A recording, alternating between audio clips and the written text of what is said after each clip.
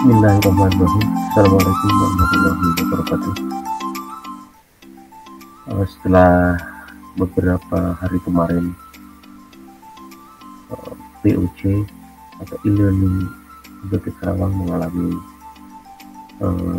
masalah dan sekarang sedang proses maintenance. Alhamdulillah pada hari ini kita kembali lagi bisa masuk atau login ke e-learning UBT Karawang.ac.id untuk menyampaikan sesi materi ke-12.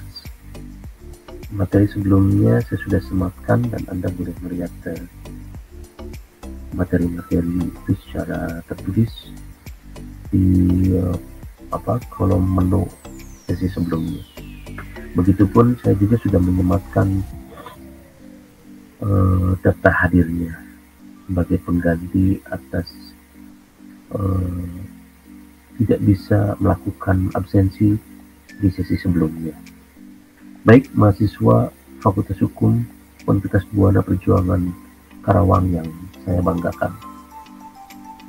Sesi ke-12 kali ini saya akan membahas tentang secara khusus etika profesi hukum.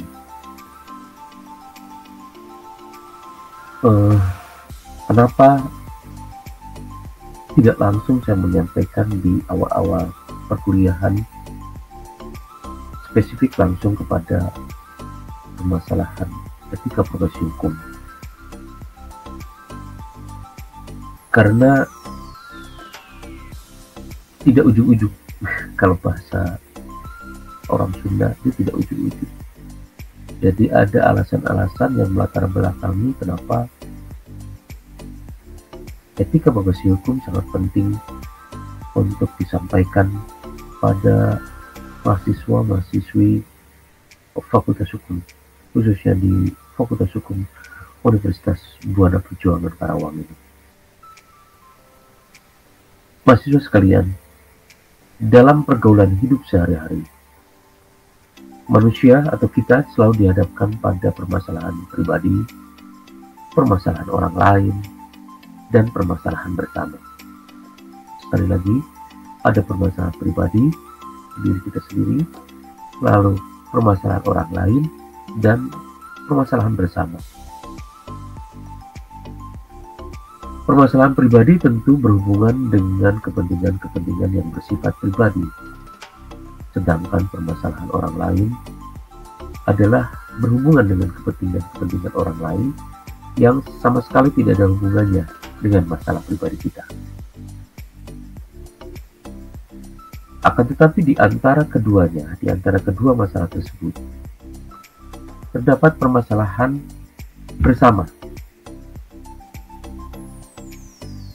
yang mau tidak mau, suka atau tidak suka, akan membawa kita masuk ke dalamnya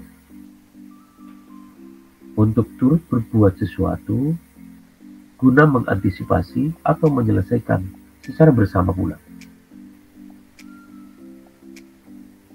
Nah, namun di dalam pelaksanaannya terhadap masalah-masalah tersebut terkadang terjadi disorientasi.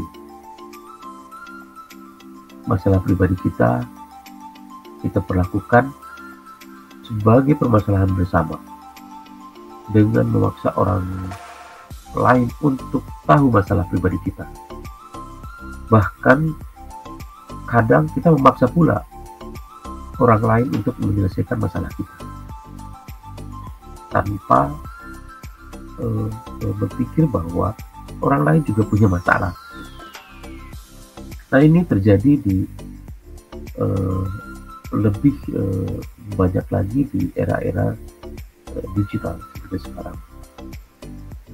Kita menyampaikan atau kita menyematkan masalah-masalah pribadi kita di status media sosial kita, di status WhatsApp kita, supaya orang lain bisa membacanya. Nah, kenapa saya berkata bahwa supaya orang lain bisa membacanya? Karena kalau kita tidak berharap orang lain tidak membacanya, kita akan taruh itu di dalam format yang hanya bisa dilihat oleh kita. Tetapi pada kenyataannya Anda menyematkan atau kita menyematkan itu pada tempat di mana orang lain bisa lihat. Betul tidak? dan ngapain juga kalau kita menyematkan status kita, kondisi kita, atau kita sedang berada di mana, atau kita sedang melakukan apa, kita sematkan supaya orang lain tidak bisa lihat, kan gitu. Buat apa juga disematkan? Jadi kalau kita sematkan pada status media sosial kita atau pada status WhatsApp kita, dan itu disetting bisa dilihat oleh orang banyak, maka sebenarnya kita sedang melakukan curhat kalau bahasa anak muda ya. Kalau bahasa biasa, menggunakan bahasa umum, ya kita sedang memaksa orang lain untuk tahu masalah kita. Dalam kondisi tertentu, kita kadang masuk juga ke masalah orang lain, ya, tanpa menyadari apakah eksistensi kita terhadap masalah orang lain tersebut akan menyelesaikan masalah dia, atau justru akan memperburuk suasana, membuat permasalahannya malah kian berkepanjangan.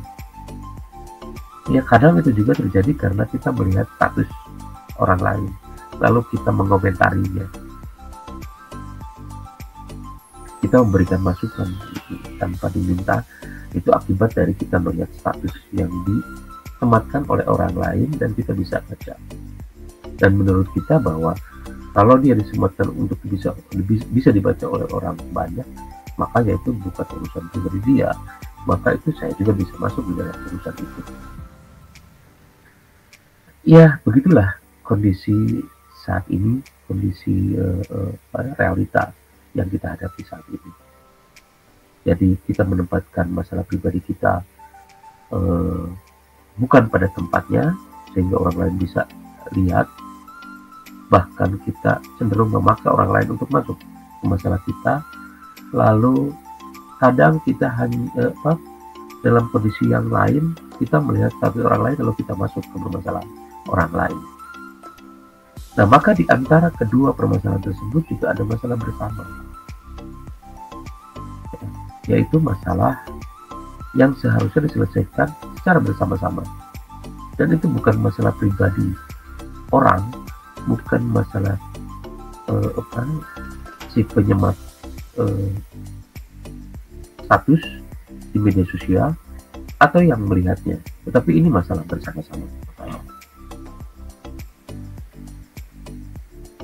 Nah, kadang kita melihat tiga permasalahan ini dalam perspektif yang berbeda. Cenderung terjadi disorientasi terhadap masalah-masalah ini. Jadi masalah pribadi menjadi masalah orang menjadi masalah pribadi kita, bahkan kita mengabaikan masalah yang seharusnya kita selesaikan bersama-sama.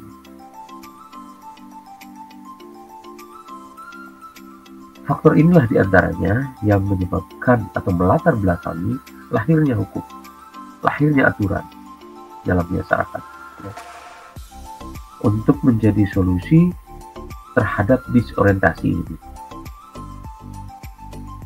Hukum lahir akibat adanya friksi antara kepentingan pribadi, kepentingan orang lain, dan kepentingan bersama. Mahasiswa sekalian, jika pada awal-awal perkuliahan kita banyak membicarakan tentang fondasi utama dari etika profesi secara umum, yaitu etika atau moral, maka kali ini kita akan membicarakan secara khusus terhadap etika profesi hukum. Jika kita membicarakan profesi atau etika profesi secara umum, tentu termasuk di dalamnya terdapat hal-hal yang bersifat khusus atau spesifik, seperti etika profesi hukum contohnya.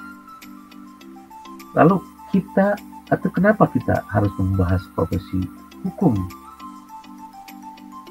Adakah perbedaan? Jadi kalau kita sebelumnya membahas etika profesi secara umum, lalu kenapa kita sekarang membahas lagi etika profesi hukum? Adakah perbedaan antara etika profesi secara umum dengan etika profesi hukum? Atau ada hal-hal khusus dalam etika profesi hukum? Jika dalam hal kebersihan kita membicarakan strategi mengatasi sampah, strategi mengatasi kotoran yang dapat menimbulkan masalah mampetnya saluran air yang berdampak pada terjadinya banjir, menumpuknya kotoran yang menimbulkan bau tidak sedap, tidak nyaman dipandang mata secara estetika. Bahkan lebih jauh dari itu, dari sudut pandang kesehatan, masalah tersebut dapat mengundang lalat yang berdampak pada penyebaran penyakit. Maka, dimensi yang spesifik yang kita harus bicarakan adalah tentang perilaku atau sikap moral warga masyarakat sekitarnya secara individu yang tidak memiliki kesadaran untuk berperilaku baik, peduli terhadap lingkungan, dan menjaga kebersihan lingkungannya sendiri. Karena bisa jadi permasalahan bertumpuknya sampah dan kotoran ini akibat dari perilaku masyarakat secara pribadi, atau individu-individu di dalamnya tidak memiliki kesadaran akan kebersihan di lingkungannya sendiri. Jadi kalau banjir adalah permasalahan bersama, permasalahan umum, permasalahan yang dihadapi oleh banyak orang, maka itu bisa saja bersumber dari masalah-masalah khusus, yaitu masalah pribadi-pribadi orang yang tidak punya kesadaran atas lingkungannya. Dapat pula dianalogikan seperti ini, bahwa etika profesi secara umum membicarakan tentang kebersihan ruang kelas, misalkan ya, dalam ruang kelas tempat belajar kita. Sedangkan etika profesi hukum itu kita membicarakan tentang alat-alat kebersihannya, yang tentu harus steril, bahkan lebih steril daripada ruangannya,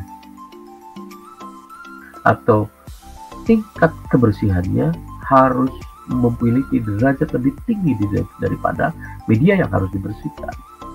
Alat kebersihan derajatnya harus lebih tinggi level kebersihannya dibanding dengan media yang akan dibersihkan. Maka jika kita berbicara tentang alat kebersihan seperti sapu, lap atau kain pel, kemoceng, tempat sampah yang adalah benda mati, maka benda-benda itu digerakkan oleh makhluk yang terhadapnya bersemayam moral, etika, dan estetika. Dan makhluk itu namanya adalah manusia. Mahasiswa yang saya banggakan, etika profesi hukum membicarakan etika manusia atau orang-orang yang berprofesi hukum, dan diajarkan sebagai mata kuliah bagi mahasiswa-mahasiswa hukum yang adalah manusia, adalah orang, adalah calon-calon orang atau calon-calon manusia yang berpotensi menjadi orang yang berprofesi hukum atau sebagai penegak hukum. Profesi hukum merujuk pada syarat atau kriteria profesi yang sudah kita bicarakan sebelumnya.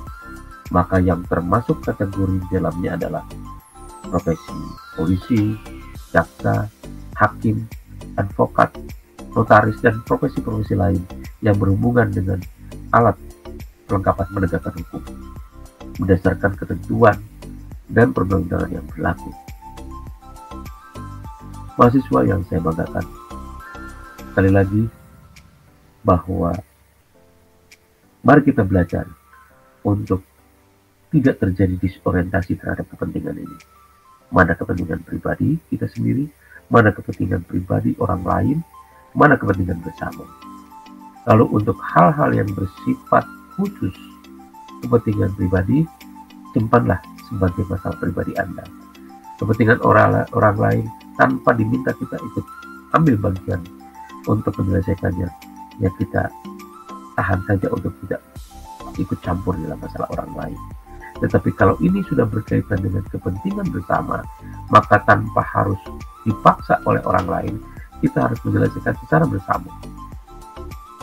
Ingat bahwa musibah banjir atau musibah yang dialami oleh banyak orang mungkin saja itu disebabkan oleh masalah-masalah individu-individu, oleh masalah pribadi kita. Kita abai terhadap kebersihan lingkungan, kita abai terhadap lingkungan sekitar. Terima kasih. Billahi taufiq wal hidayah. Wassalamualaikum warahmatullahi wabarakatuh. Sampai jumpa pada sesi berikutnya.